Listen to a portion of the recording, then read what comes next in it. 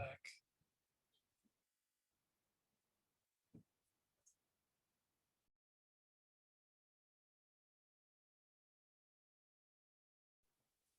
And we're recording.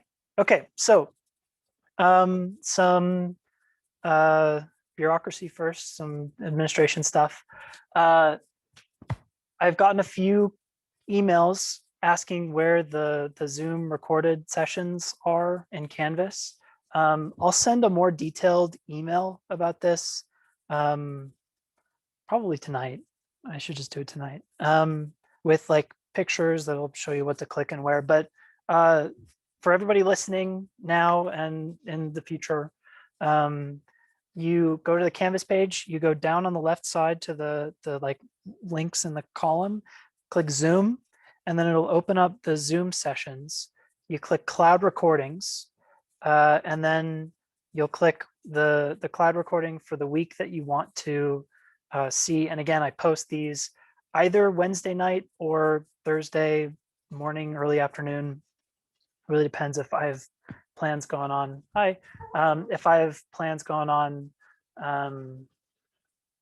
later after class, or if I need to sleep in or whatever. But it'll always be like before the end of the next day.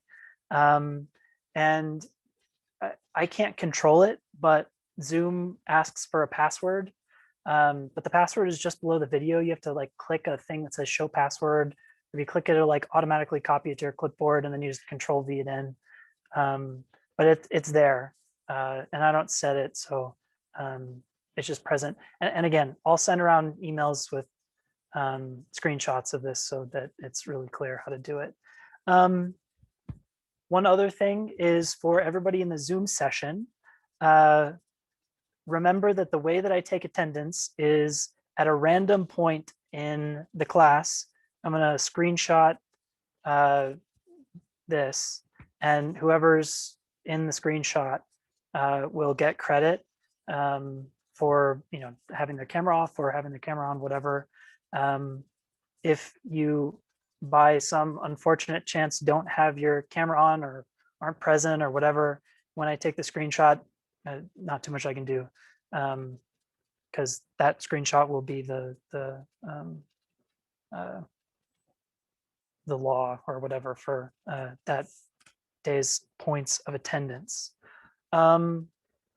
So we've now had a week to dig through the course material. We are probably, hopefully, starting to get a feel for how points work. We're showing up in person, we're in Zoom, and I've seen a bunch of really good discussion posts.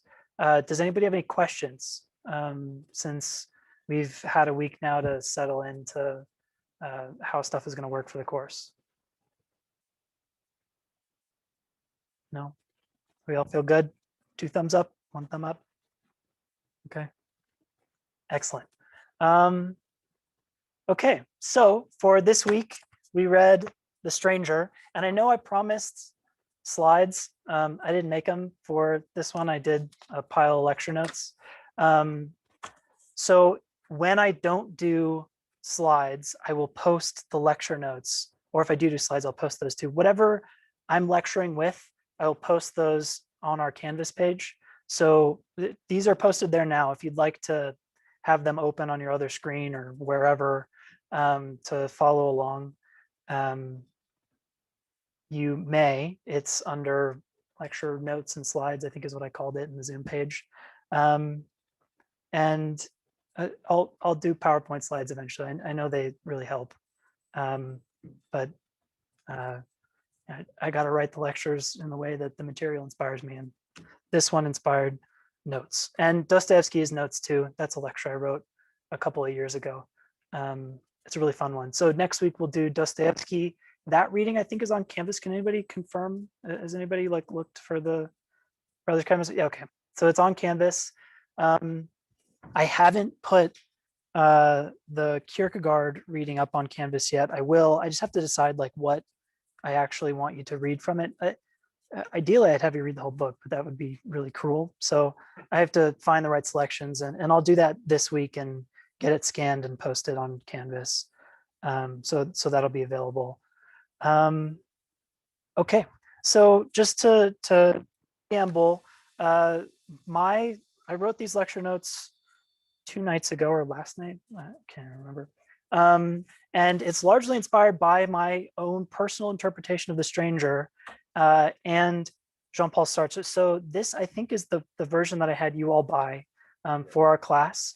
A lot of the material and inspiration that I'm using in these lectures is from Sartre's commentary on The Stranger. I have a few quotes in there.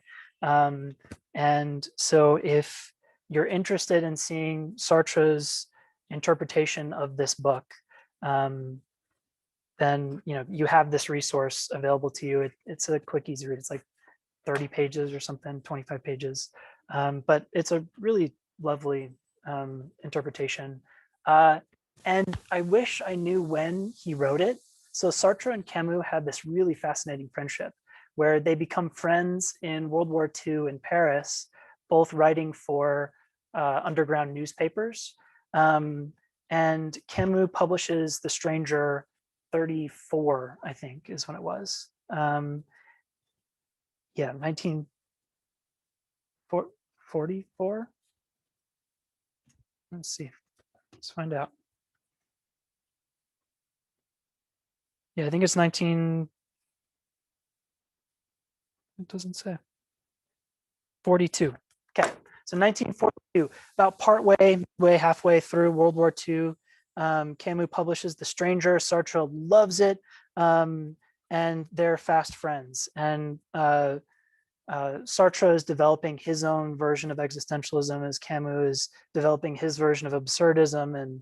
And both of these men, and Simone de Beauvoir and Guida and others, are sort of creating this intellectual culture that surrounds philosophy, but also insofar as they were writing essays for these underground newspapers, was all about like literary critique as well, and it found its way into film and other forms of media. Camus and Sartre ceased their friendship after the war over political disagreements. So in post-war Europe, France was the colonial power that owned or was in charge of Algeria, where Camus is from. And the relationship between Sartre and Camus devolves largely over their differing opinions about what should happen to and with Algeria. I suppose I can finish the story. So Camus is born in Algiers from a working class family. I think he's third generation French, but from Algeria, right? His great grandfather, I believe, moved there in 18 something. And so Camus grows up poor. His father died in World War I. His mother was a maid and raised her son as an only mother, barely able to scrape by, right? And all this time, Camus is working odd jobs. Once he's old enough, he finally makes enough money, scrapes enough money together, working in an auto shop and editing some newspapers at a library at one point, to make his way into college. Does really well in college, gets invited to Paris, finishes his degree in Paris, and this is about when the war breaks out, and he gets trapped in Paris and he can't go home. Sartre, on the other hand, is from a rich upper class family. He's bourgeoisie as they come, right? He is high class society. He wears kerchiefs and, for all of his weird, strange, googly eyes, he is the definition of class. And Sartre is, at least at first, a huge ally of the French Communist Party.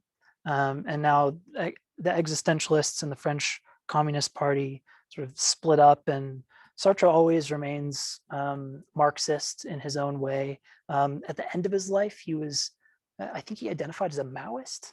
I don't know too much about end of life Sartre, but I think that's where he ends up. So he's always politically radical, And for Sartre, from Paris, from France, across the Mediterranean, he believes that the Algerian people deserve their right to freedom, and we should just kick out the French. And regardless what violence may come with revolt and rebellion against the French people living in Algeria, the Algerians, the native Algerians, have the right to have their own country. And Camus disagrees. Camus says, "What? No. I'm from there. I know what these like freedom fighters do. They murder everyone, even like other native Algerians who disagree with their particular form of communist liberation.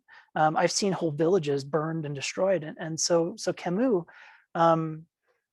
in disagreement with Sartre, says, no, what we need is this amicable solution where everybody can work together, where we can see all of the humanity in everybody and accept it and find a way to move forward without colonial imperial power being held over the native Algerians.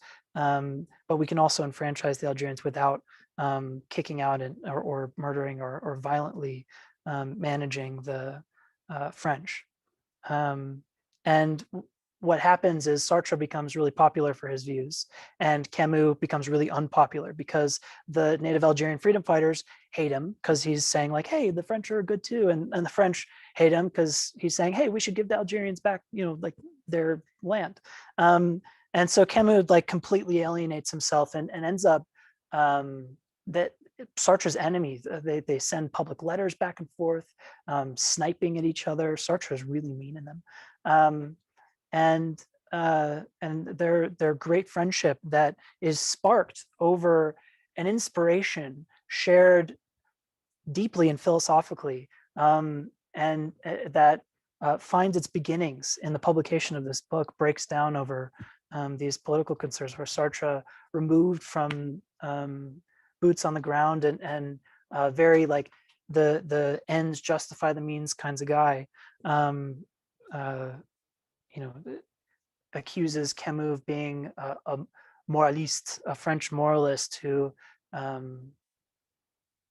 only cares about how things feel and will allow his feelings to overcome the ultimate good of the final end of a Marxist state or whatever. And so we have these two really interesting like flip-flop perspectives, though they start in this really familiar, similar place, which is caring about the problem of existence, of being, as inspired by an experience of the absurd. So you have a question? Yeah, I was wondering, is there a political ideal that Camus accepts, or is that kind of anti-Camus to start with, to carry kind of a political ideal? Maybe. So, well, I'll talk about that in a minute. So I'll talk about Camus' like political beginnings in a minute. So that was, I didn't even mean to tell that story. There's a really good video that I watched. A video, it's like 20 minutes. Maybe I'll post it to Canvas so you guys can watch it if you're interested. That is a great overview of the relationship between Camus and Sartre, and digs deeper into these issues. I watched it last week and was really surprised. Normally I don't like video essays. Find them, they feel like pretentious usually to me, but this one was like really good. It worked. And maybe it was because I liked the subject matter, but who knows? Anyways, so The Stranger. Maman died today or yesterday. I don't know. The iconic first words of Camus' breakthrough novel. What do they mean, right? Why start the novel this way? Because how a story begins sets the tone for the rest of the imaginative work that the reader and the author in writing it has to do through to its completion. And so Maman died today is setting the tone for the rest of the novel. And so some other examples of famous first sentences: every happy family is happy in the same way. Every unhappy family is unhappy in their own. This is Anna Karenina, right? Tolstoy. Call me Ishmael. And we were somewhere around Barstow on the edge of the desert when the drugs began to take hold, right? These are iconic sentences, begin really powerful novels, works of literature that inspire and set the tone for what's to come. And so when we read the words Maman died today, or was it yesterday? I don't know, right? What is it that what note has the bell been struck that like tones that sets the scene for us? There's a power in that tone, in how the novel is set for us. I believe that single sentence, Maman died today, captures the entire spirit of the story, which I'll really only justify at the end of the lecture. But I think that in those words, you have captured the entire spirit of the novel. And part of that is because of the novel style, which I'll talk about. Every sentence is an isolated island that constructs its own world apart from all the rest. And that sentence is sort of a, are you all familiar with the word, the synecdoche? Yeah, so there's a really cool Charlie Kaufman film called Synecdoche, New York. It has what's his name? The guy that was in the Hunger Games. He was the one that like designed the games, and his blonde guy, short hair. He died of a heroin overdose. Oh, yes, I know who you're talking about. Philip Seymour Hoffman.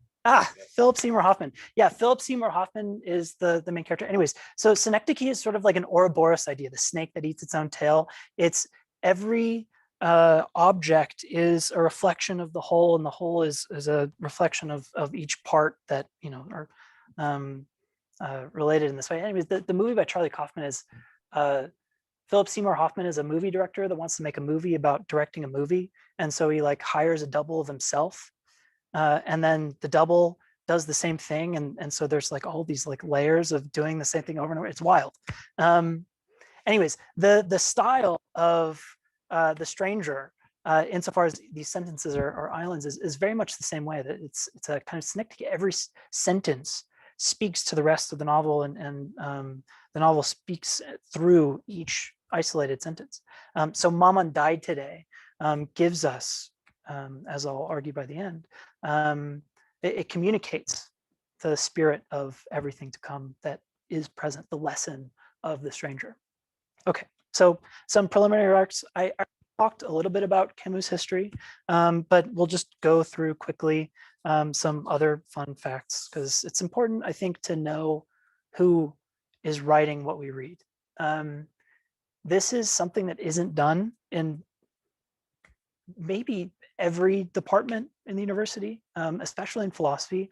I find that knowing the person behind the work helps me to interpret and understand the work and why it was produced, why it's written the way that it is, etc.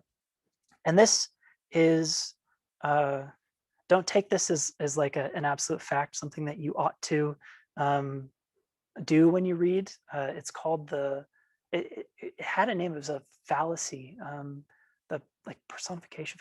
I can't remember, but it was a really unpopular way to read literature for a bunch of years in the 60s and 50s.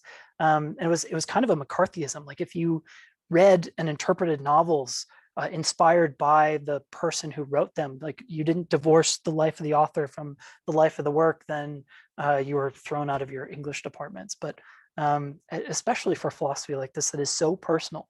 Existentialism is an incredibly personal philosophy.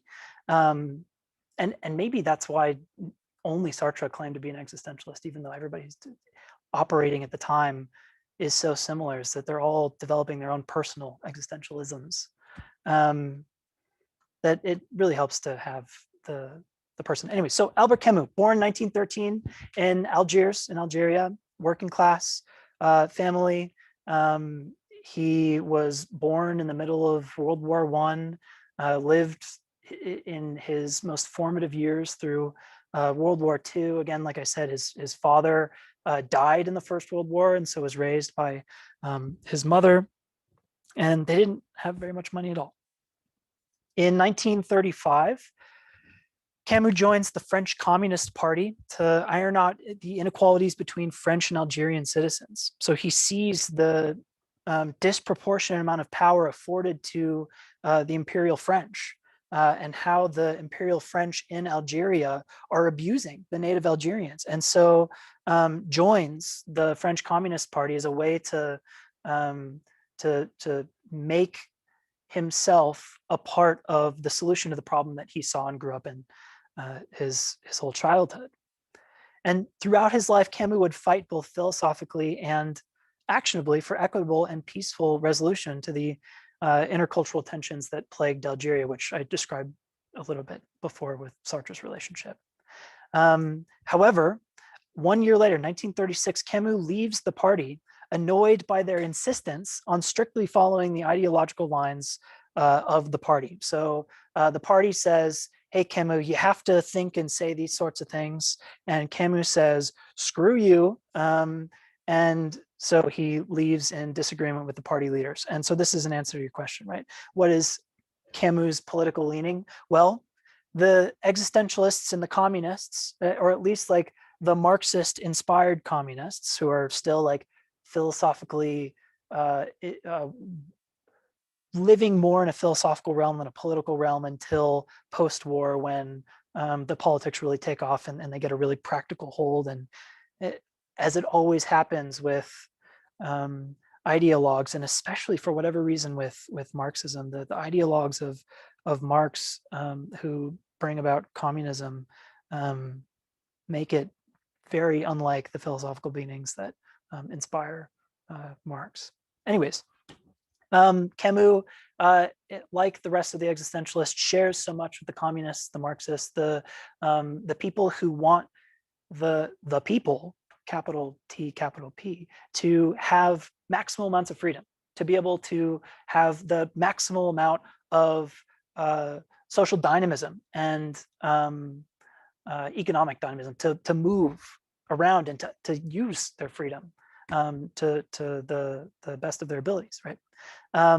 But he's not a political person in the sense that he's not going to, Camus is not going to follow a party line. He's not going to betray his own principles, right? He's going to stand by his principles, and he does for his whole life, even at the cost of some of the most important relationships in his life, even to not just Sartre and Beauvoir and the other existentialists, but even to his own homeland, that learns to hate him in spite of what he does for his homeland in secret. So I'll talk about that in a minute. Camus moves to Paris to go to school. I think it was for grad school. I think he did his undergrad in University of Algiers, and World War II breaks out. Camus tries to escape France, to get back home, to be with his mother, to be with his family, to be with the people that he knows and loves and the land that he knows and loves, but is trapped and can't escape. The Germans have occupied Paris, and Camus is not allowed to leave the city. So Sarah asks, did Camus intend The Stranger to be a development of his absurdist ideas as a philosophy, or is it too early for him to have begun that concept? Yeah, no, it absolutely is a development of his absurdist ideas. Maybe even the first pass at these ideas that develop over the course of his career for the next 15, 20 years. Okay, so during the German occupation of France, Camus takes an active role in the underground resistance. He risks his life to write essays for underground newspapers and magazines, where he's inspiring the French people under Vichy France, controlled by the Nazis, to rise up, to rebel, to revolt, to express their freedom, or at least to not lose their hope, right? To remember that there is still reason to hope. And these essays are published in a book. They're lovely. My favorite of them, I think, is called The Almond Trees. I'm pretty sure it's it might just be Almond Tree, The Almond Tree. It's like 3 pages. Google it. It's great. It's so lovely. And so Camus spends his time during World War II locked away, publishing these essays and writing The Stranger. And in addition to writing The Stranger, he writes another book called The Myth of Sisyphus, which we will read later in the semester, and I'll talk about in a moment. So in the post-war period, Camus fights for an integrated Algeria. The French people, some conservatives want to keep Algeria as an imperial colony. Some want to give back power to the Algerians. The Algerians are vying between themselves for who should fight to take power. There's an eventual civil war. There's a really great movie about it from the time period that has like actual footage. It's nuts. But yeah, it's a really awful time to be French or Algerian in the area. Internment camps and torture and death sentences are everywhere. And again, Sartre is all for it. He says, whatever it takes, make it happen, make the people free. And Camus says, no, we gotta like, no cause is worth the condemning a man to death, says Camus. And again, Camus, being an advocate for peace on both sides, makes enemies of everyone for his principles. And so some other notable events about Camus' life. He was the second youngest person ever to win the Nobel Prize in Literature by 2 years, I think, behind Rudyard Kipling. And he does it 10 years after publishing The Stranger in 1967, which I believe is the same year or the year after he publishes The Fall, which is probably the best novel by Camus. It's awesome. It didn't exactly fit the core curriculum. I think it's one of the ones that I linked to on the syllabus, but it's wildly powerful. In secret, so some of his political activism, because he was made himself or was made the enemy of by both sides, the Algerians and the French, Camus becomes politically quiet. He doesn't take a stand in public anymore for one side or the other, but in private, he appeals on behalf of over 100 Algerians who are sentenced to death in internment camps in Algeria. So under a pseudonym, where he can't be associated, in complete private, he's writing to save these people's lives, because he's still, if he cannot do what he feels is right publicly, he can't make it happen publicly, at least he can act still in private and make his world slightly more real, even if the solution, the vie for peace, wouldn't work out in the end overall. Camus does eventually die in a car crash at the peak of his powers, with the manuscript of his autobiography, The First Man, I think is what it's called. And there were some conspiracy theories. I haven't researched these conspiracies. I know they exist, that Camus pissed off the communists enough that they rigged his car or drove him off the road, Princess Diana style, right? And he was politically murdered. But conspiracy theories, I know nothing about them, whether or not they actually have any validity to them or not. It's at least interesting that these ideas are out there, because Camus was not liked by the communists, nor Sartre, but for whatever reason, Camus was really targeted. And I think it's because he stuck to his guns, right? Anybody who does stick to their guns and stands up to the world will see the world try to bend and break them. Camus is no different. Okay, so skipping back a beat, it was during World War II that Camus finishes writing The Stranger and the companion piece, The Myth of Sisyphus. Okay, so The Stranger. Any questions before I move on about Camus' life? No? Okay, feel good? Great. It's mostly biographical. It's not terribly interesting, but I think it does help. So The Stranger. The Stranger is one half of a complete philosophical project. And we won't really understand The Stranger until we also get the other half of that philosophical project in The Myth of Sisyphus. But in order to really get all of The Myth of Sisyphus to like squeeze the juice out of it, as well as we're going to be able to, we have to backtrack even more through Dostoevsky and Kierkegaard, which we'll do in the next few weeks. And with that background, hopefully that will really help us to squeeze out the goodness of The Myth of Sisyphus. So the Myth of Sisyphus is published 4 months after The Stranger, and they are meant to be, again, companion pieces, where The Stranger is a novel and fiction. The Myth of Sisyphus is an essay, or it's a like collection of essays that are philosophical. So the one expresses the feeling of the absurd, and the other the idea of the absurd, and together they are supposed to paint the full picture of what Camus' project is in developing these ideas. So according to Camus, this is a quote: "The Stranger is a book about the nakedness of man faced with the absurd." And this absurdity is the subject of our novel, The Stranger, in a very particular way. Says Camus, like great works, deep feelings always convey more meaning than they are aware that they do. Intense feelings carry with them their own universe, splendid or wretched as the case may be. The feeling of the absurd is not the same as the idea of the absurd. The idea is grounded in the feeling, that is all. It does not fully express it. And what we see in this quote is again, this division that I alluded to, right? That the Myth of Sisyphus is a philosophical essay meant to impart the idea of the absurd. The Stranger is meant to put us in the place of Murso, to inspire in us the very same sorts of feelings, the indifference, the glaring heat through maybe shock, and the insight at the opening of oneself to the absurdity of the world, what that's supposed to be like. And I think it's yeah. So the next section, Franco, is just all about the absurd. So what Camus says here, I think, is interesting, and it reckons back to our first lecture.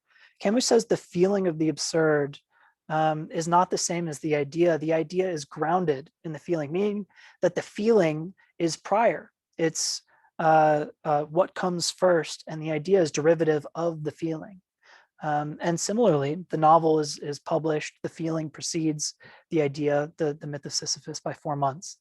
And if we recall from last time, the problem of being, right, that existence precedes essence, and existence is experience, and experience is had through feeling, right?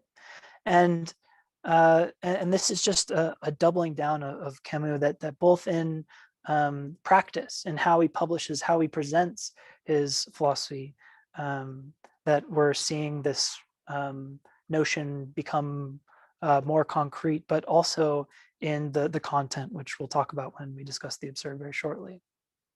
So in the spirit, we might interpret The Stranger as a book whose purpose is to convey the feeling of the absurd in order to teach its lesson.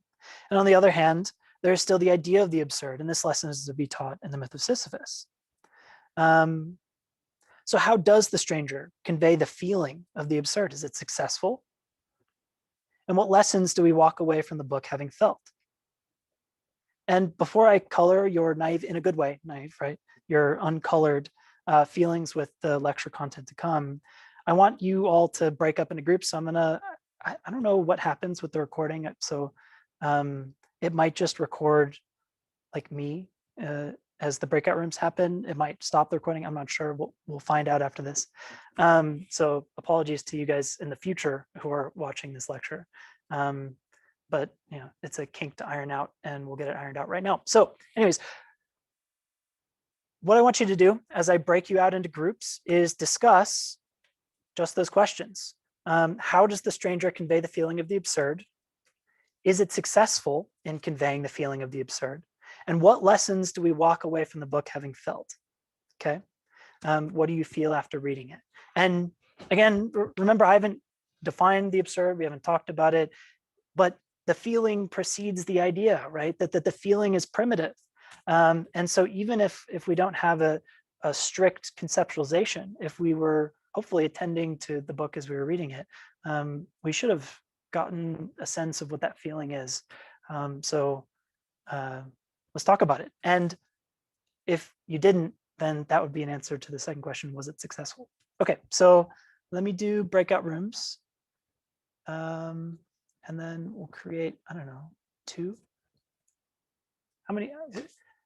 You guys in the Zoom call, how many would you like in your groups? 3, 4, 5, 4, 5. Okay. We'll do 3 groups. Good luck. Have fun. See you in like 5-ish minutes.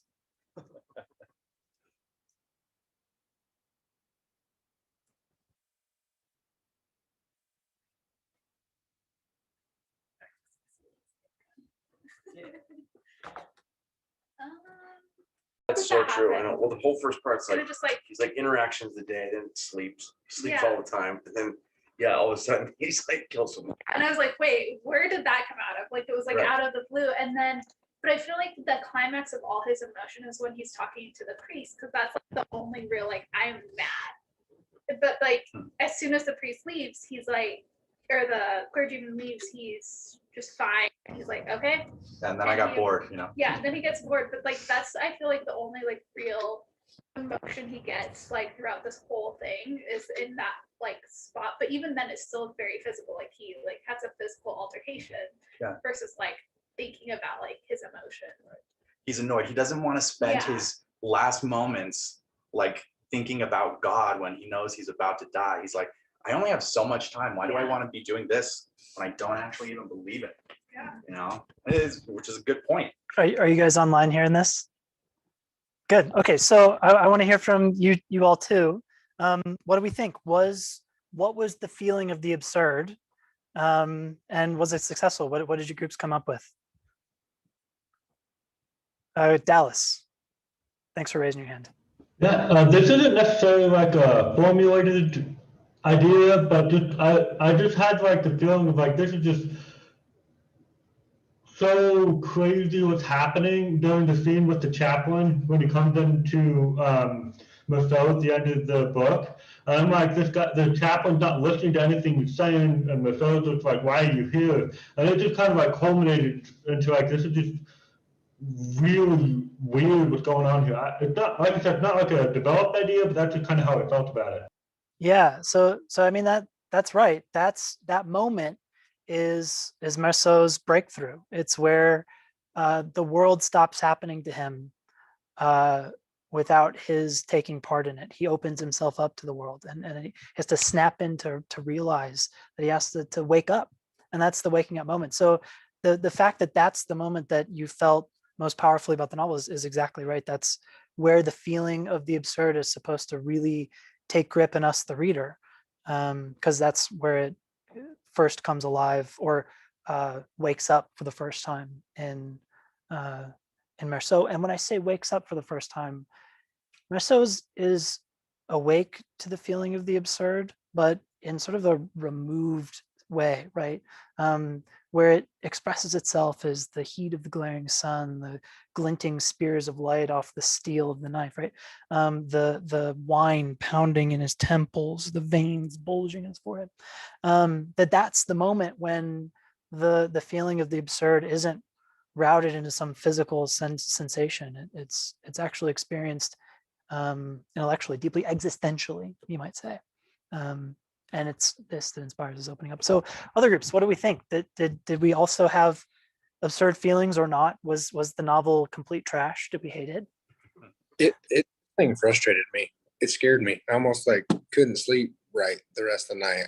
Like the way he describes the sun throughout the whole book, and the pain in his forehead and the pain in his eyes, and I almost thought he was going to be an alien at the end of this thing. I was like, why is this right here? I was like, is this turn out to be an alien book or something? Like, because he recognizes emotion that he should feel, and he knows what he thinks he should say, but he never does any of it, never acts that way, never says it, kind of just plays aloof to it. And so then, like, he kills a guy, and I had to probably reread those last 3 pages before part 2, like 3 times. I'm like, hold up, like he shot him? Like it really happened? You shot him? Did he get what? So I went to bed thinking there's no way. When we got to the part with the priest, I'm holding my book, and in my right hand, I'm like, there's way, like a couple millimeters left. There's not enough to tell me the story for all the questions I have. So it was very the whole novel is shocking. I'm sorry you didn't sleep, but I'm so excited that you didn't sleep. That's so awesome. That's like the perfect way to feel after reading this. And this is what I'm getting at. And I'll talk a little bit about this too, because it's something that Sartre brings up. We're shocked at the novel, moment after moment. When Murso returns and he says, and then I realized it was just another Sunday. Maman was dead and buried, and nothing had really changed. What, right? That there's almost nothing human. It's like alien, right? And you expect the story to tell you why, to explain, to give you reason, and it never does. There's no payoff. But that's the absurd. That is our experience existing in the world. That is the state of being a part of something that doesn't want you to be, right? One of my favorite engineering quotes is, nature abhors a bridge. Well, it also abhors being. We're all condemned to die. And that shock is exactly the feeling of the absurd, and it should keep you awake. Because that means you're awake, right? It means you're not indifferent and alien like Murso is for the first half and most of, even as he's like waking up in the second part of the novel, that second half too, just asleep to the world, indifferent, experiencing the absurd. He's the stranger because he is alive to it. He lives in that place, just as his mama probably did too. But I won't get ahead of myself. We'll talk about all this. Any other comments? Abby, looks like you have your hand up. Yeah, I just wanted to respond to the quote that you just mentioned, like, my mom has died, like, nothing has changed. I feel like that also speaks to, like, at least when I read it, I, like, deeply resonated with that, because I think that's, like, a truth that we all know, that, like, nothing will change, that things go on. Like, that's something that we, like, don't think about every day, but we, like, it resonates, and, like, you know that it's true, and maybe you're afraid of it. And I feel like the shock comes more from the fact that someone would admit it than from the fact that we don't believe it, you know? You're exactly right. That's where the shock is, and that's what makes Murso the stranger. Is Murso is he's described in the trial as a man, right? And setting like gender norms aside, because that wasn't a discussion until like 20 years later, when Foucault tries to justify his freakishness with his genealogies of prisons and sexuality and stuff. Anyways, so setting that stuff aside, Murso is defined as a man. And what does it mean to be a man? Well, I don't have to say. Everybody already knows, right? And this is like, think of now like return gender roles to what we understand here. It's like the Humphrey Bogart of Casablanca, right? Here's to you, kid, and smokes a cigarette. That kind of manliness. It's the sort of person who doesn't say much and just lives in the world and is gruff and present and just there. Whereas everyone else is living by convention, in the flow of things, absorbed by the world and all of the sparkly baubles that appear to us, and in ideas and in materials, things we can buy and things that we can tell one another. None of this really matters to the man, right? And so, of course, it's shocking when Murso says this to us. Nothing changed, and nothing really does change. It's our attachments. It's our the hooks that bind into us and that we use to bind into the world to make it all make sense. Those are the things that get shaken up when the world changes, and the world is always changing. And so the reader, not a stranger, right? Part of this world. We read from the point of view of this man, Murso, and are shocked to either, in what sounds like your case, Abby, to recall that, oh, no, you're right, nothing has changed, or otherwise to be forced to face the question whether anything has or not, which might be enough, right? Sort of a Zen koan kind of thing, right? What's the sound of one hand clapping? It's when you think about it in the right sort of way, it wakes you up to enlightenment. That is largely the project and power of this novel, and how it's supposed to inspire, what it's supposed to inspire. Okay, one more, if anybody else would like to share. We got time for one more before. Okay, Sarah. Oh, can't hear you, Sarah. You're muted. Sorry. There you go. That was just interesting that you referred to him as being a stranger to everyone else, because I was thinking throughout the book that the stranger was the man who he killed. And then I thought that he was the stranger, that he was a stranger to himself. And I saw it as kind of more of a reflection of depression, as Abby just said, like, you realize in a death that life goes on, kind of. And it seemed like a lot of the reflection he was having after a trauma, they seemed cold, they seemed unfeeling, but sometimes you're kind of frozen up after a trauma. And I was thinking, well, maybe he's alienated from himself and he feels a stranger from himself and his own emotions, due to realizing that life goes on. He has no control over it. He feels helpless. All the things, helpless, hapless. He couldn't help his mother. He didn't have enough. He just seemed like he was letting circumstance control everything in his life. Like he just let circumstance control everything with no sense of freedom of initiative. But I don't know, I guess I was excusing it in terms of depression from a trauma, kind of. And then it just seemed like he dug in and didn't care enough to sort of try to connect with the world. So he was a stranger kind of to himself, and then he became demonized and became a stranger to society, kind of. But anyway, those are just some thoughts. Yeah, it's interesting. I think that the interpretation of Murso's depressed is an interesting one. And I think that he does exhibit behaviors that are in parallel with kinds of depression or shock to trauma. The difference between what we're presented with Murso the character and the person responding to trauma is that trauma and depression are kinds of explanations for behavior. They're justifications. They tell a story and a narrative. And nowhere in this book will you find a story or a narrative, a justification or an explanation. Every sentence is a description. And I'll talk about that more when I talk about style. And I think that this pushes Murso even farther into the strange. It makes him even less recognizable to us, where we would say any normal person and not stranger. Any person that we would interpret charitably who acted like this, you would say, oh, well, they must just be depressed. And I think this is what the caretaker interprets out of Murso at his mother's funeral, when he offers Murso a cup of coffee.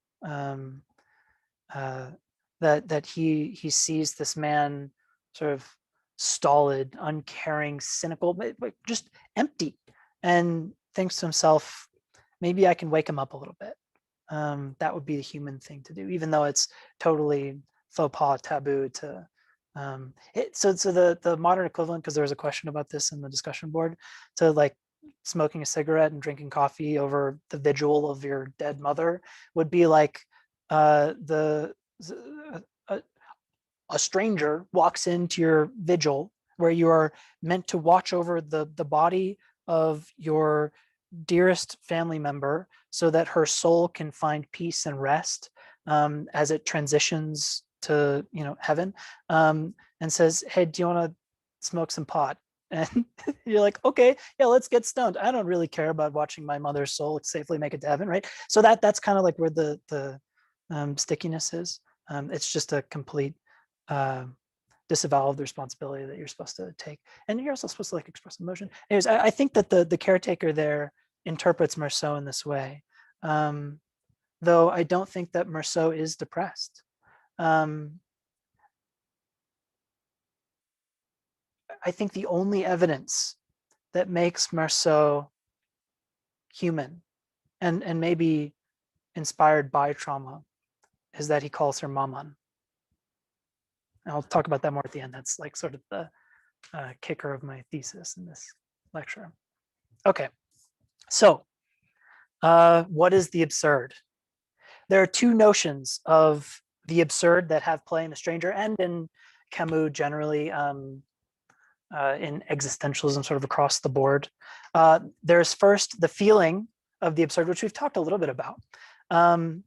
It's a lucid experience as of something. It's having the emotional content, the person level state of being in the absurd. And it's a lucid experience as of our existence in a factual state of the absurd. So the factual state is to be juxtaposed with the feeling of the absurd. So there's a feeling of absurdity, and then there's a factual state of absurdity. And there may not be words for this feeling, but perhaps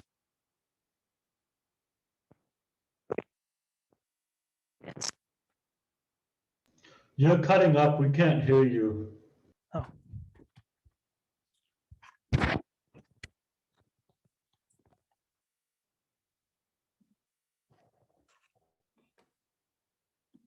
Can you hear me now? Probably not as good. My thing died out of batteries. I'll replace them for next week. Okay, so carrying on, there's the feeling of the absurd and the factual state. The feeling is the feeling of being in the factual state. The factual state is something that can be defined. It's a metaphysical quality feature of the world, the way it is. And here's what Sartre says in his essay on The Stranger about the factual state of absurdity. What then does absurd mean as a factual state or a set of givens? Nothing less than a man's relationship to the world. Primary absurdity manifests itself as a schism, the schism between man's aspirations for unity and the insurmountable dualism of mind and nature, between man's drive to attain the eternal and the finite nature of his existence, between the concern that constitutes his very essence and the vanity of his efforts. Death, the irreducible pluralism of truths and beings, the unintelligibility of reality, chance, these are the core components of the absurd. And so here Sartre is giving us what I think is a really nice and concise definition of absurdity. It's our vanity, thinking that our presence and place in the world has any power to move it, to make it meaningful, and yet our need to make it so, right? The fact that we go on living, and yet death and chance fate, the world and its winds push us forwards towards our inevitable ultimate doom, right? This is the factual state of absurd, that our being in the world is not, that the world is not made for our being in it, right? And the absurd hero for Camus, and we'll learn a lot about the absurd hero for Camus when we read the Myth of Sisyphus. So the absurd hero for Camus is someone who recognizes the fact of their existence in a factual state of absurdity, who holds on to the feeling of this state that might be inspired from being in it and rebels against it, right? And this is what Murso does at the very end. He's rebelling against himself, his own salvation, right? Eternal life promised by the priest. And also of the world. He's rebelling against the world. The priest is of the world. He doesn't call the priest father, he calls him monsieur, right? Mister. He doesn't affirm the holy power of this man to offer him that salvation. So he denies both. He rebels against both this promise of eternal meaning and value and of earthly satisfaction, and finds in that space the feeling of absurd and opens himself to it. And here we have the opening himself to the total indifference of the world. And it's in this way, in this kind of rebelling against the factual state of absurd, while remaining completely present with the feeling of absurdity, being awake to all of it, that the absurd hero finds a dignity in their existence, and a reason ultimately not to kill themselves. But is Murso of The Stranger an absurd hero in the way that Camus defines? Here, at least, by the beginning of the novel, he, at least by the beginning of the novel, has the makings of an absurd hero. And the first place that we become aware of this is in the style of the stranger, how it's written, right? Sarah asks, is he rebelling against hope or against false hope? He's rebelling against hope. Yeah, because hope is a false promise. And it's not to say that like hope is itself false, but hope is a forward-lookingness. It's a denial of our current presence in the absurdity that never leaves us, right? We might be able to imagine ourselves away from it for a moment, but all of this is two-dimensional, inauthentic. It's not to accept the actual condition that we're in, which is of the absurd, right?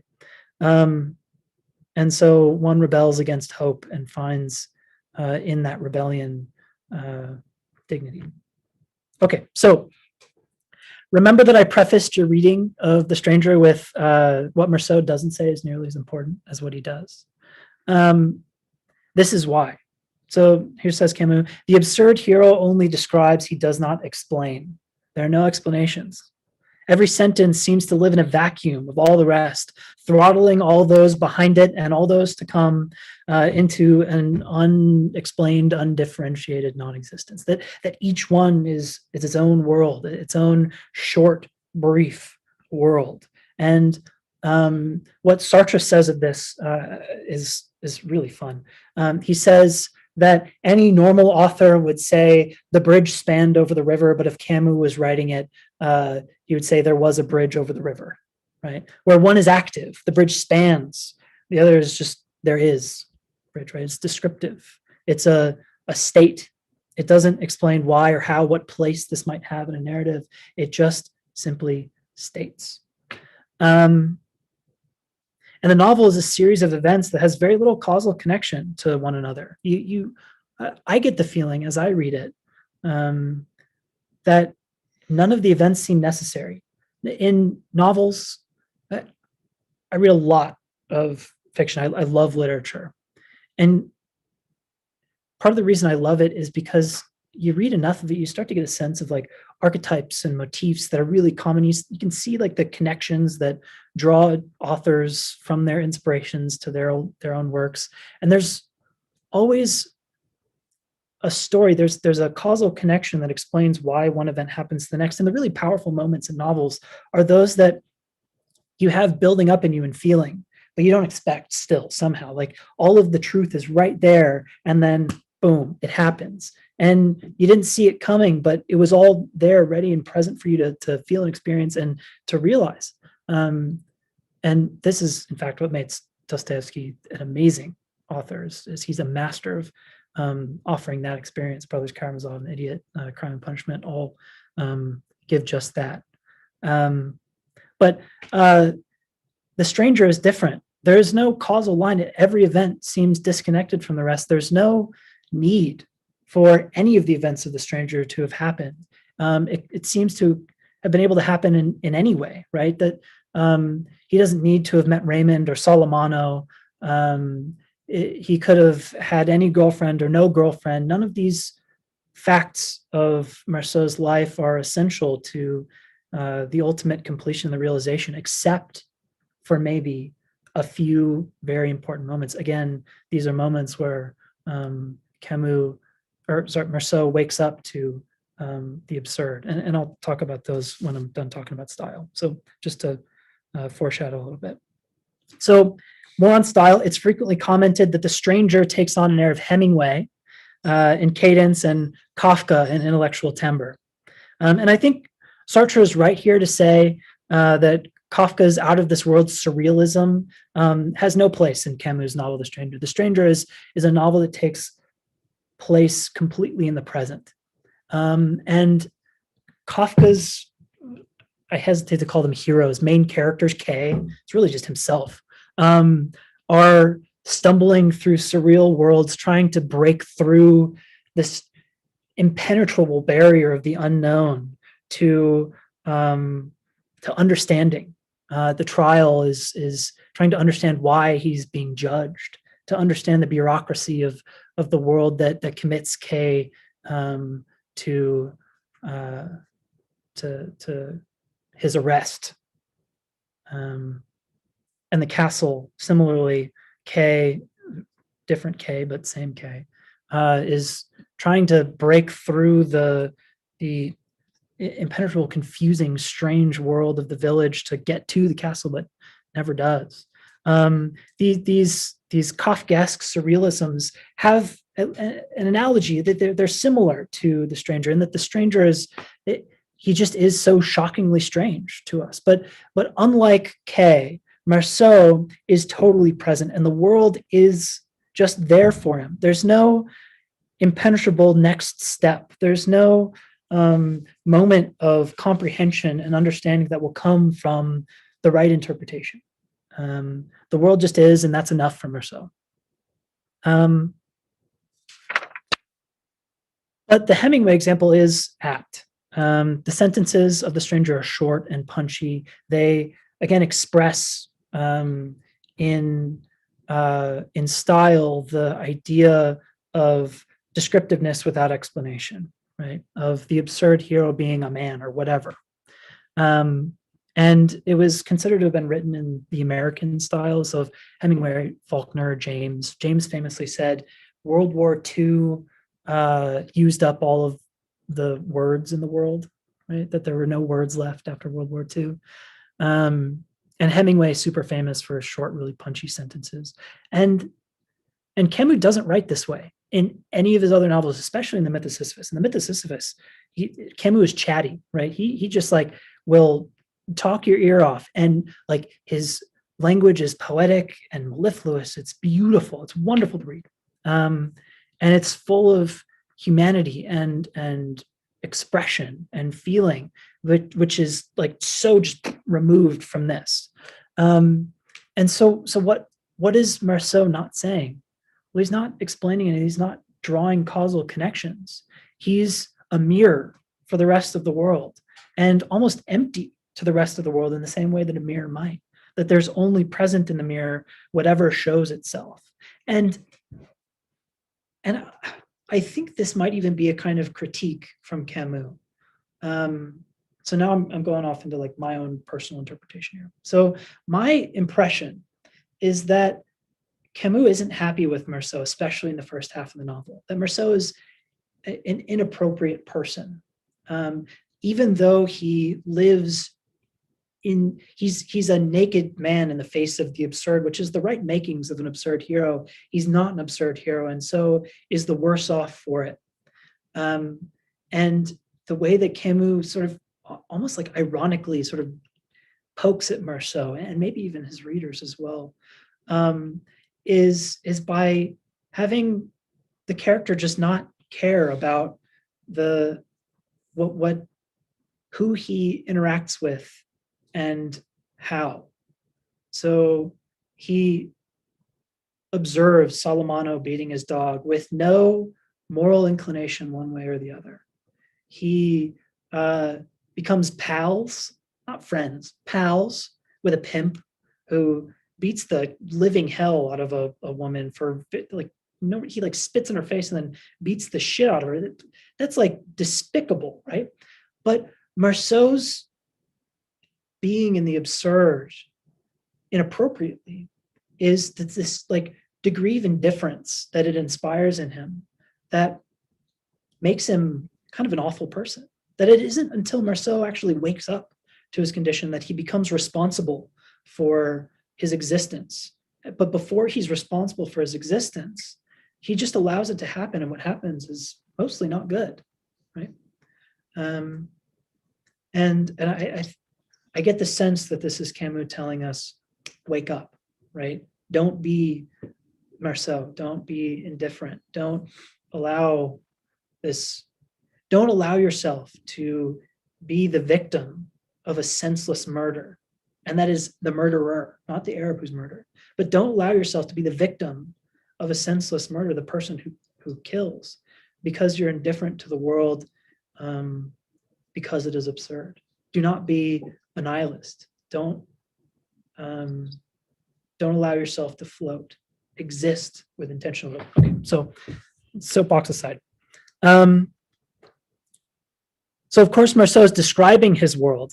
We had some questions. Let me finish this, and then before I move on to the next part. So Murso is describing his world unattached to narrative and value. These aren't present in the style. These are sorts of literary objects that might make a real story, the sorts of objects that explain why events occur in the sequence that they do, why they matter. We get none of that because none of it matters to Murso. He's indifferent to everything. And we should recall that the novel is meant to impart the feeling of the absurd. But there's a lesson hidden for us, as well as from Murso, in both the style by which the events develop and the factual description of events without cause or value. And that is in the structure of the novel story, which I'll talk about after these questions. So, Aaron, if you'd like to unmute, go ahead.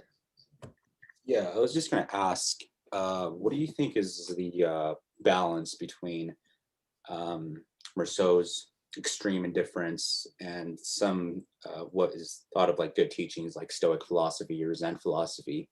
Like, where do you find a balance between those two? Because one, he seems to be too extreme, but then for normal people, or I guess regular people, like most people would try to get to that state of indifference because they're so caught up in everything. So yeah, just a question there. Yeah. So for the ancient Stoic, Seneca, for instance, would say, oh, I was a slave my whole life. Oh, my wife was murdered, but I'm having a great time, right? This is kind of the idea of Stoicism, that you recognize the fundamental truth of the universe, the unity of everything being reflective of the whole of the cosmos. And I recognize my soul as my own, purely, completely, and only. And it is forced through the world, but it remains unaffected by it. That my body, my mind, everything might be turned awful through terrible events, but at least my soul, this pure piece of me, is always mine, unharmed and untouched. And so it's in light of this that I, the Stoic Seneca, can admit happiness in the light of great adversity. This is not a kind of indifference. It's a reliance on a metaphysical principle of soul and of value and of meaning that Camus and the existentialists would deny. They would deny that there is such a thing as indomitable atomistic soul from which the rest of meaning derives. This is a kind of essence preceding existence, right? But for the existentialists, there is only existence from which essences might be derived, but all of them are, again, derivative. They're secondary. And so the indifference of Murso is not the same as the Stoic attitude of ataraxia or tranquility that one has when confronted with the universal truth of the indomitability of their soul. Okay, so other questions? Is coming to a conclusion that there is no conclusion or way to explain this reality that the stranger is experiencing some sort of fallacy genuinely curious? I want to know more what you mean about the stranger is experiencing some sort of fallacy. I'm not sure I understand that part of the question. And Devin asks, what do you do if you find yourself much like Murso? You keep reading the assigned readings for the course. Yeah, so keep it up. And then if we get to the end and, well, okay, so the follow-up then is which Murso? The Murso of this part of the novel or of this part of the novel? Big difference. Okay, so the novel structure in first half. The Stranger is broken up into two parts, and we're, I'd say, like 2/3 of the way through lecture, so we'll be done 30 minutes or so. I have a couple more breakout groups, but we could probably skip the last one if we wanted to. We'll see. Okay, so The Stranger is broken up into two parts. one part sets the stage. The second draws to a close the events of the first. You could almost read the first half without the second and still get the feeling of the absurd. And you could read the second half without having read the first. You almost don't even need the first half at all. But together, they really bring home the power of the insight and of the feeling of the absurd and of the overcoming of one's nihilistic indifference. Even if it's not nihilism with principle, if there is such a thing, but a nihilism that just happens to us for those of us who are struck with the absurd. The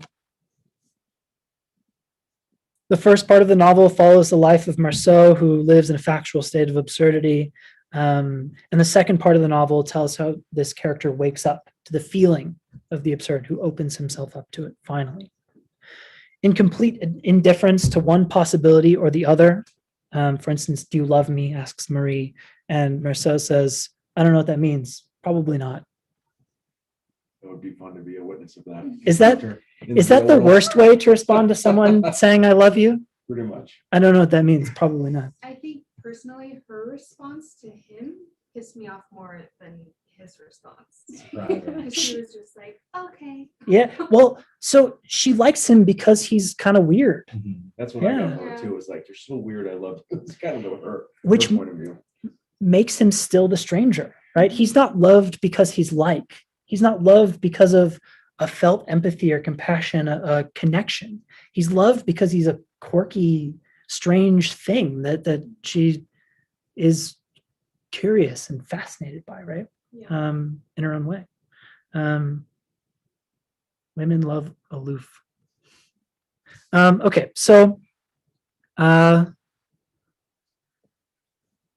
drifts through his life in indifference, completely immersed in the present, totally present, but so present that he just allows himself to be blown around one way and the other. Like the sentences of the novel that each contain their own distinct world, the events of Murso's life move forward in analog. He's indifferent to everything and asleep to almost always, save for rare moments when he does do something and we see some explanations, we see some feeling present. And I think I picked out 3. But there are some feelings here and there. He feels joy. So he's not apathetic. He's not empty. He's not a sociopath. Your high school English teacher will have told you that Murso is a sociopath. It's not true. The guy feels and like is connected to the world. He just is living in a different world than the rest of us. He's living in the factual state of the absurd, whereas everybody else is living in the world. But this doesn't make him a sociopath. He still feels joy. He enjoys the warmth of the sun on the beach. He loves the coolness of the water, the softness of the thin fabric that covers Marie's shoulder, her sundress, right? He laughs and has evaluations of the Fernando, whatever movie that they watched the day after his mom was buried. They go see a comedy, like a stupid raunchy comedy. He has feelings. He's present in the world, but these feelings are just that. They don't have narrative. They don't have purpose. They're just as absurd as the rest of Murso's world. And so Murso is able to move on from them, or just does. Is not as able to. Just he moves on from them, just as he does the events of the world. His feelings and the events of his life are all just equally without connection, purpose, cause, explanation. They're absurd.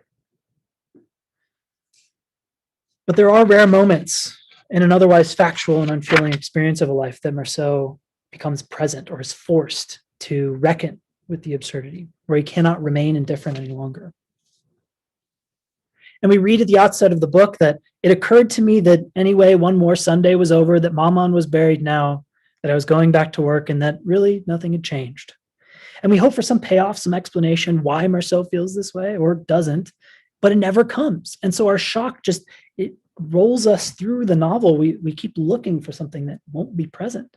And that when Murso even has his final discovery, it's still, at least to me, unrecognizable. I get it. but it's not my insight, right? So I don't get it, you know. It's his own personal revelation. But The Stranger isn't meant to shock us into enlightenment and absurd heroism. It's meant to give us the tools to begin the work of living a life that gets us there, right? So no surprise. We, the reader, are shocked at the indifference we call Murso a sociopath, a psychopath, apathetic, a nihilist. But this is because we are not the stranger. We are living in the world. We are not absurd heroes, maybe yet, maybe ever. We live our lives with meaning and narrative and value and story. Everybody does. We explain the occurrences of events to ourselves, and so each tile in the puzzle of our experiences that make up our life begin to acquire a shape and a color to fit with the rest of the puzzle pieces. But for Murso, the stranger, this is not so. Experiences for him are not puzzle pieces that are made to be fit together, but are rather merely events that happen in isolation to one another. They're just blocks. They happen here and there, and they're not given, they're not matched up by color or by shape. They just exist separately, just like the sentences of the book, right? Every layer of this novel is really deliberately crafted to give this experience of absurdity, the feeling of it. And so we, like Murso, as readers, are left floating in an indifferent narrative that gives us no out. We are forced into the similar kind of indifference to Murso's world because we're not given the structures and tools that we would need to have an emotional grip in Murso's world. We're not given the values and these causal events that I keep harping on about that would allow us to find meaning in it. We must, as the reader, remain indifferent to the events just as Murso is himself. There is no reason, and yet we, the reader, hope for it. And okay, so the three notable events that I foreshadowed in the first half of the novel, each of them is a kind of turning off of the indifference, but not a waking up. It's some in-between state, which I wonder if Camus talks about in the Myth of Sisyphus. As when I read it for class to write lecture again, I'll be looking for this. But I wonder if he talks about the difference between Murso's eventual waking up to the absurd, the opening himself to the cool indifference of the world, and these moments that I'm about to describe, because they feel different, right? So there are moments in which Murso's indifference becomes external and remote, that his indifference, which is internal, faced out towards the world, becomes reflective, that he, the mirror, sees himself in the mirror of the world. The world gazes back at him and reflects its indifference to him, right? And in these moments, Murso finds himself burning with what can only be passion, that finds no texture to take grip in an indifferent world. These moments oppress him. And the first of these is the pallbearing of his mother. The sun scorches the tarred earth. He can either be hot outside or sweat and cool down, but then as soon as he goes into the church, take on a chill. There's no escape from discomfort, yet he remains indifferent. Until the old man collapses, the sun is relentless, and Murso's temples burn, right? He feels the heat. The day that Maman is buried, he is oppressed by the sun, by the glaring heat. The world oppresses him, and it becomes indifferent to him, and he individuates in this experience.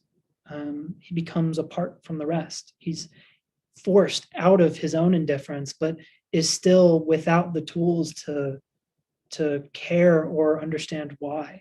And so, lacking these tools, his temples burn. The second of these moments occurs in Raymond's apartment. Is Raymond a friend or a degenerate? Has the wine gone to Murso's head, or does he feel committed to his neighbor? So he writes the letter, and he feels the veins in his head once more pulse. And before the third moment, a quote from Camus that'll explain. And we're not going to read The Rebel, but The Rebel is the book that broke Camus and Sartre's friendship. Because in The Rebel, Camus takes Sartre's divorced political bourgeoisie life to task and says, look, you don't actually care about people, you just care about remote ideas. Anyways, so setting that aside, what Camus says, awareness of the absurd, when we first claim to deduce a rule of behavior from it, makes murder seem a matter of indifference, to say the least, and hence possible. And there is no pro or con. The murderer is neither right nor wrong. We are free to stoke the crematory fires or to devote ourselves to the care of lepers. Evil and virtue are mere chance or caprice. And this is at the very beginning of The Rebel. And The Rebel, if The Myth of Sisyphus is a book about the problem of suicide, The Rebel is a book about the problem of murder. Murder has become a problem in Europe. Obviously, post-World War II, murder is a real big problem. Half the world has murdered itself. And in this quote, what Camus is doing is he's saying, look, when we first face the absurd, the indifference that is laid upon us, that we're oppressed by, makes even something like murder, which would, by being in the world, be one of the most heinous acts that you could commit upon another human, seem a matter of indifference itself, just as possible, good or bad, that vice and virtue are mere chance or caprice, that they're things that we impose upon events or that happen of their own accord without our control. And this is in our first moments in the absurd, says Camus. And this is the problem to solve, the problem of murder, or here, the problem of suicide. And we get an example of this indifference to murder, the ability to commit a heinous act without virtue, vice, chance, or caprice, in Murso, who is driven along senselessly to murder the Arab on the beach. There's no reason. He doesn't need to walk back. And yet he does. He doesn't need to pull the trigger. He doesn't need to pull the trigger 4 more times. And yet he does, right? And remains indifferent the whole way through, save for the burning of his temples, the heat, the sun bearing down upon him, the oppressive indifference of the world bearing its weight upon his shoulders, causing him what it seems to do something awful. And it isn't until one opens oneself to the absurdity of the world that the indifference of murder becomes something that one doesn't do, or the ability to kill oneself ceases to have power in our free action, right? That the Murso, at the first part of the novel, in the first half, or all the way into the last 5 pages, is the sort of person that could, by the absurdity of the world, be driven to senselessly murder anybody, including himself. But after he's woken up to the absurd, after he's opened himself to it, is made able to avoid these awful decisions. Okay, so the third and final moment of the first half of the novel is Murso's senseless murder. It was then that I realized you could shoot or not shoot. The blinding sun reflects from the water, which should paralyze Murso, but instead thrusts him forwards. The sun was the same as it had been the day I'd buried Mama, right? We're drawing back to the first moment when Murso can no longer be indifferent to the world, and the world reveals itself as perfectly, completely indifferent to him. My forehead especially was hurting me, all the veins in it throbbing under the skin. It was this burning, which I couldn't stand anymore, that made me move forward. And this is an explanation. This should pop out as extraordinary in a novel without causes, without reasons. He gives a reason here, and he repeats it in his trial, or at least wants to, when the lawyer is using the word I, speaking for Murso in this moment of complete divorce between the stranger and the world, right? The lawyer exists in the world and is speaking for the stranger as if he doesn't even exist, right? That this is another moment in this total divorce in the trial, and here again in the senseless murder, where Murso wants to explain, he wants to give reason, he wants to justify that it was this burning that made me move forward, so unlike the rest of the sentences of the novel, the rest of his descriptions that exist. This is his weakness, his innocence expressed, his inability to cope, to be in the situation that he's in, and yet it forces him forward to pull the trigger, and then 4 more times. So the sun made him do it. What do you think? I have a breakout group. Do we want to like chat about this moment? Let's do by hands. If democracy rules here. So raise your hand if you do want to do a 5-minute breakout. Okay. Democracy fails. So the question was going to be, is Murso innocent of this senseless murder? So rather than breaking out into groups, let's at least like take a minute or two and chat. What do you think? Is Murso innocent? Okay, May so I- all right. How about this? Let's do hands again. I think Murso is innocent. I'm the only one who thinks Murso is innocent. Okay. Oh, I think he's innocent. I mean, it seemed like it to me. I mean, if you look at it from a legal standpoint, like he had a really bad lawyer. that pissed me off. Yeah. It was Don't get a public self-defense. defender, I guess. It Yeah. wasn't self-defense. Yeah, he approached. Yeah, he approached. The guy was just laying on the beach. I thought he came in. could've I done, thought he came in all with the the knife. violence All right, fair, on the beach. fair, yeah. Like he came back. The guy flashed the knife He at him. flashed the knife at him. before. Yeah. It's also really weird because it never talks about the moment where he thinks about the gun and grabs the gun. The gun just kind of appears in his hand and then it's shot. You know, it's so The four it's so extra shots weird. too were the The four extra four shots. extra shots. That's why the judge was trying to like get him to talk about why he pulled the trigger those 4 extra times. Because the first time, and then the guy was on the ground. Those 4 extra. That's the loophole. And that's where the question of innocence comes in. There's no why. Yeah, there's no The sun blazed down, right? And so this is why I ask, is Murso innocent? He didn't have the intention. He didn't seem to have any agency in it. But certainly he pulled the trigger and then 4 more times, even after hearing the thud of the man's body in the sand. How about online? I saw a hand. Did we lower Wait, yeah, I was raising my hand. I was just, the first time I read it, it said the guy had a knife. So I'm like, oh, it's in self-defense. It's going to be fine. He's going to be out of jail in no time. And then like, as I kept reading, it sounded like he was not going to be able to leave jail. And so it kind of confused me. And so I had to go back and see like, oh, was it in self-defense or not? And it just got even more confusing at that point.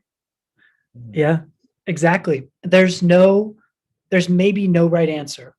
And so what the world of the court does is they try to impose descriptions, justifications, reasons on the events so that it can become sensible. And the reasons that went out are the most absurd. They have nothing to do with the event itself. They have everything to do with other events that again, Murso had no hand in. Like, why is he friends with Raymond? Because the guy like invited him in. He was like, okay, whatever. Why did he drink coffee and smoke a cigarette over his mother's body? Because a dude offered it, right? And someone offers you coffee, you offer a cigarette back. It's common courtesy, even if it's terribly rude and like sacrilegious. Why does he not cry? Well, he doesn't know this at the time. I think that he feels it, but he doesn't know it. Is that no one has the right to cry over Mama, right? Because even at the end, condemned to her own death, she felt the need and the ability, the freedom to begin again, right? This is the quote from the end.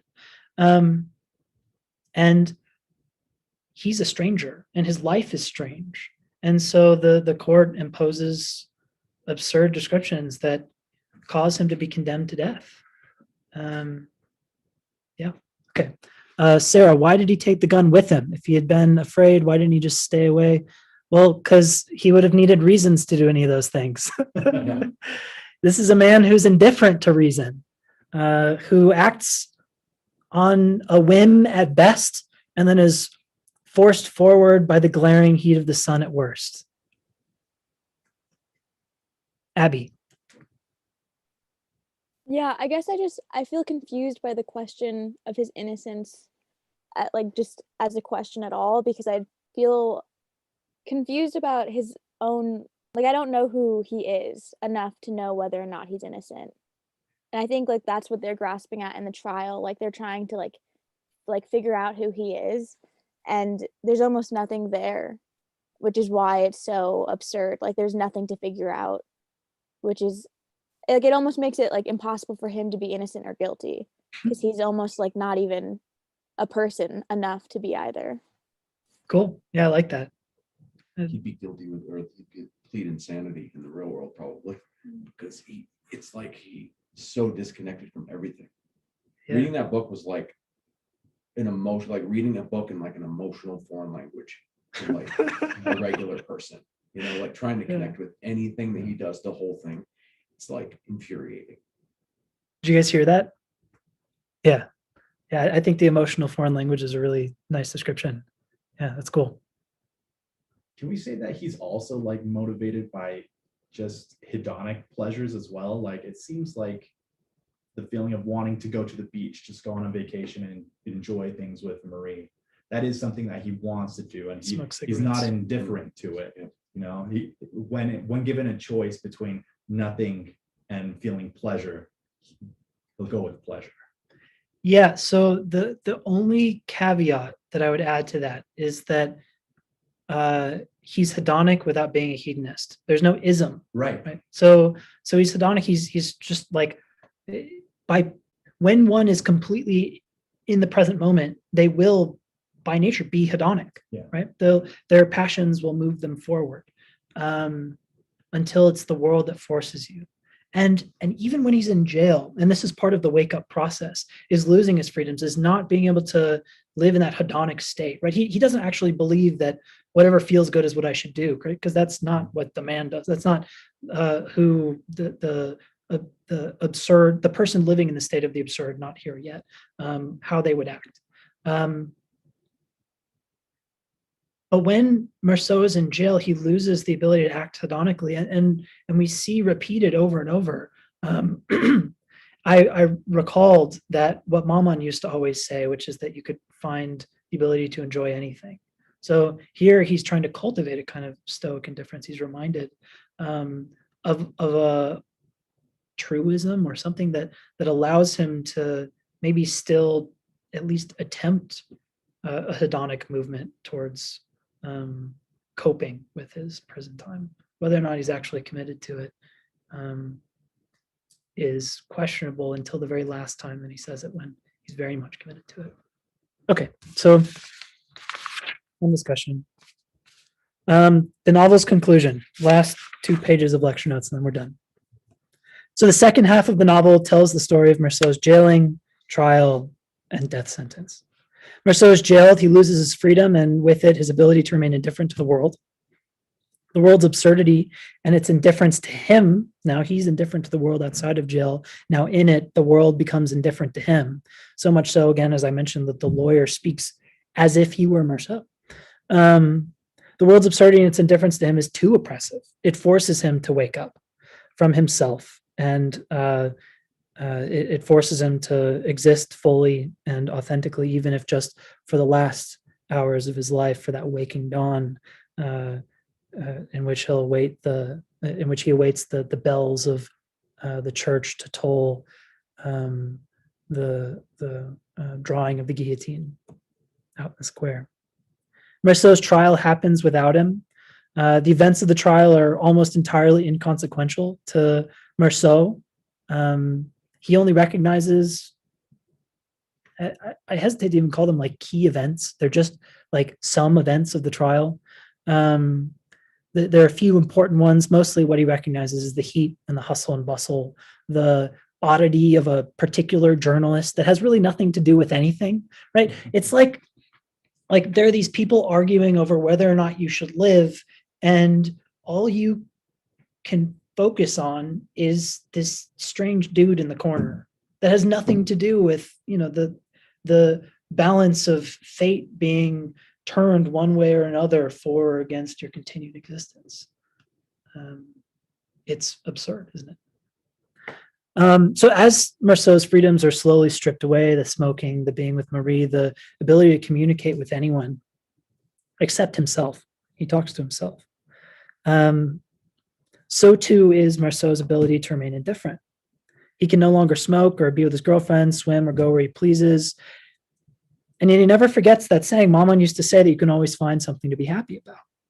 And as a reader, it isn't until these moments, when Murso remarks in this way, and it happens several times, as I mentioned, that I begin to think that he is not unfeeling, that I look back at the rest of the novel and I think, oh, he actually is kind of a person. He does have human emotions and qualities. He just doesn't own up to them. He's indifferent to them, except as he's beginning to lose his freedom, he looks back and begins to try to justify, to live in a human way.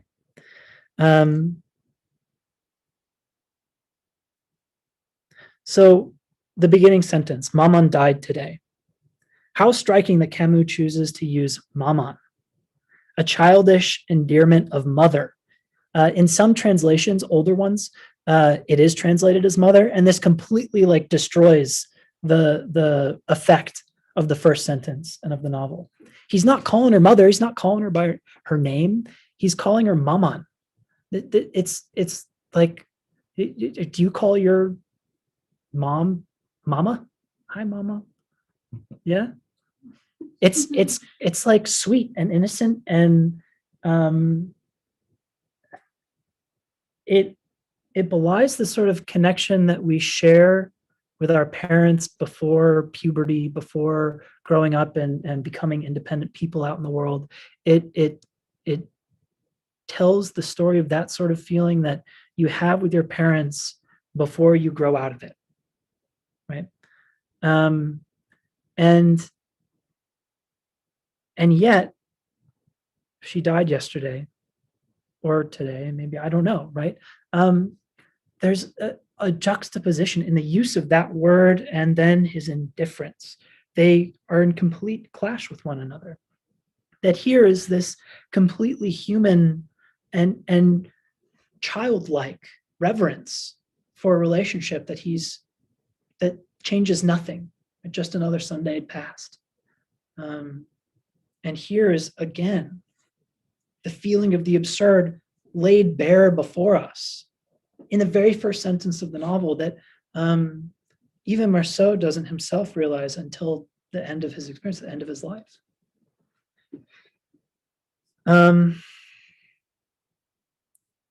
So Murso is described by his closest friend,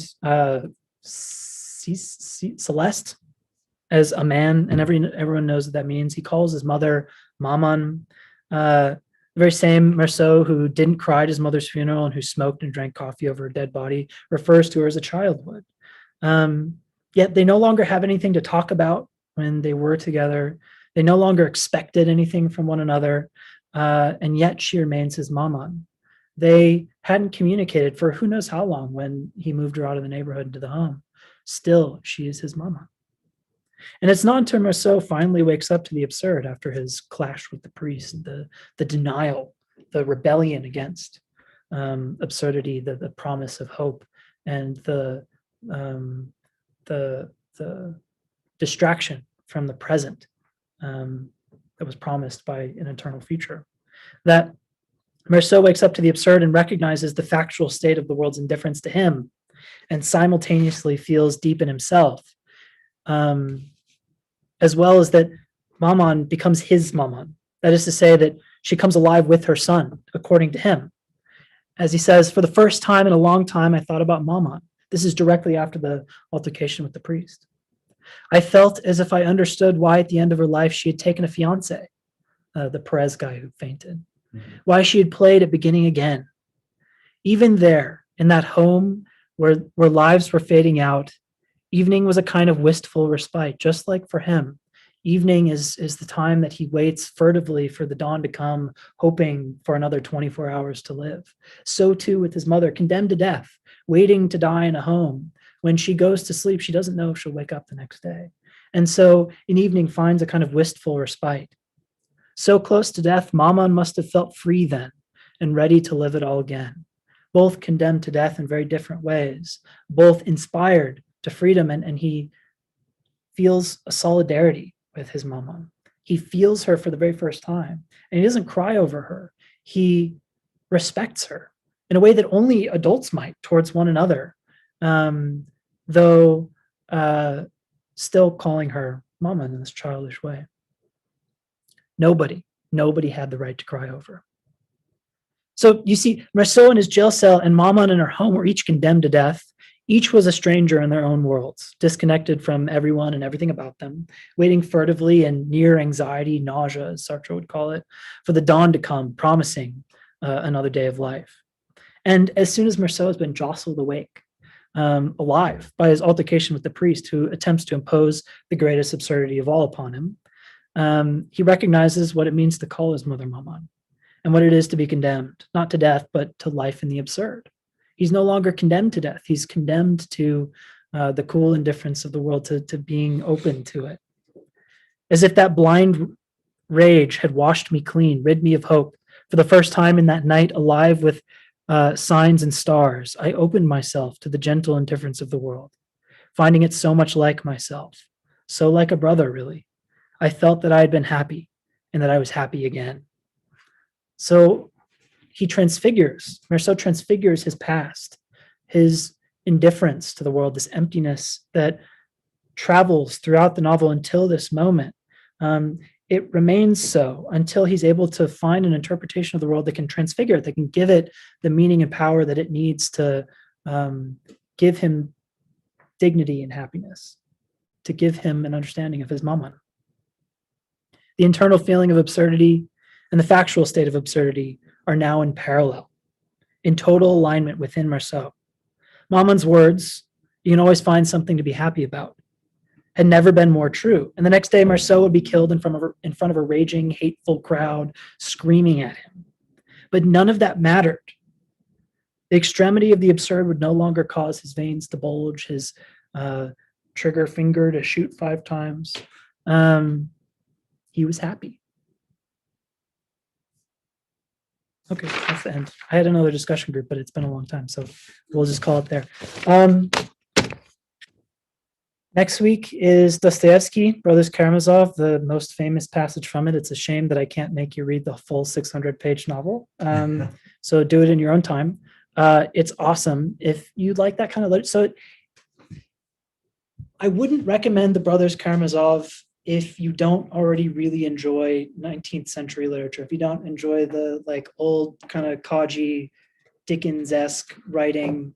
If you do, then you'll be able to make it through and love the concepts and the arguments really that Dostoevsky presents in the novel. But we'll get the coolest, most philosophical, deepest, funnest, neatest, coolest part next week.